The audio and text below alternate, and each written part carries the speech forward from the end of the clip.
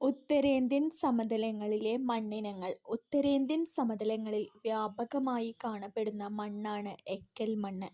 മണൽ മണ്ണ് മുതൽ കളിമണ്ണ് വരെയുള്ള മണ്ണിനങ്ങളുടെ വ്യത്യസ്ത സ്വഭാവങ്ങൾ പുലർത്തുന്നവയാണ് എക്കൽ മണ്ണ്. രാജസ്ഥാനിൽ കുറഞ്ഞ വിസ്തൃതിയിൽ കാണപ്പെടുന്ന ഇവ ഗുജറാത്തിൻ്റെ സമതല പ്രദേശങ്ങളിൽ വ്യാപകമായി കാണപ്പെടുന്നു. ഗംഗാ സമതലത്തിൽ രണ്ട് വ്യത്യസ്തങ്ങളായ എക്കൽ മണ്ണിനങ്ങൾ രൂപം കൊണ്ടിട്ടുണ്ട്. കാദർ, ബങ്കർ എന്നിവയാണ് അവ. ബ്രഹ്മപുത്ര, ഗംഗാ സമതലങ്ങളുടെ കീഴ്ഘട്ടത്തിലും മധ്യഘട്ടത്തിലും ഇത്തരം മണ്ണ് കൂടുതൽ നേർത്തതും കളിമണ്ണ് കലർന്നതുമായി കാണപ്പെടുന്നു. കൃഷിക്ക് ഏറെ അനുയോജ്യമാണ് എക്കൽ മണ്ണ്. ഉത്തരേന്ത്യൻ സമതലങ്ങളിൽ വ്യാപകമായി കാണപ്പെടുന്ന മണ്ണാണ് എക്കൽ മണ്ണ്. ഇതിനെ കൂടാതെ മധ്യഗംഗാ സമതലത്തിൻ്റെ തെക്കൻ ഭാഗങ്ങളിൽ ചെമ്മണ്ണ് കാണപ്പെടുന്നു. ഇരുമ്പിൻ്റെ സാന്നിധ്യമാണ് ഈ മണ്ണിന് ചുവപ്പ് നിറം നൽകുന്നത്. സുന്ദർബൻ ഡെൽറ്റ പ്രദേശങ്ങളിൽ കാണപ്പെടുന്ന മണ്ണാണ് ലവണമണ്ണ്.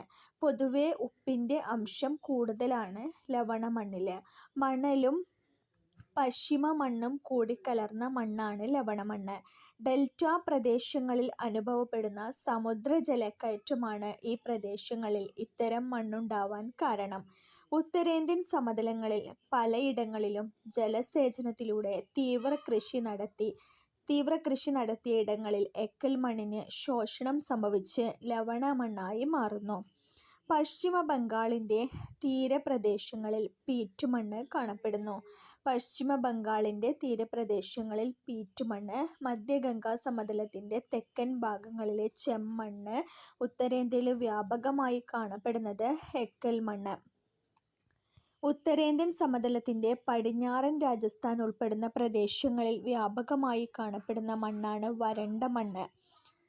ഘടനാപരമായി മണൽ രൂപവും ലവണത്വ സ്വഭാവവുമുള്ള ഈ മണ്ണിൽ ജൈവാംശവും ജലാംശവും വളരെ കുറവായിരിക്കും. വരണ്ട മണ്ണിൽ ജൈവാംശവും അതുപോലെ ജലാംശവും വളരെ കുറവാണ്. അതിനാൽ ഈ മണ്ണിൽ സസ്യവളർച്ചയ്ക്ക് ജലസേചനം ആവശ്യമാണ്. ഉത്തരേന്ത്യൻ സമതലത്തിലെ മണ്ണിൻ്റെ ഒരു ഘടനയാണ് നമ്മൾ ഈ ഒരു വീഡിയോയിൽ ഡിസ്കസ് ചെയ്തത്. കൂടുതൽ SRT വീഡിയോകൾക്ക് ഈ ചാനൽ ഒന്ന് സബ്സ്ക്രൈബ് ചെയ്ത് ലൈക്ക് ചെയ്യുക. Thank you.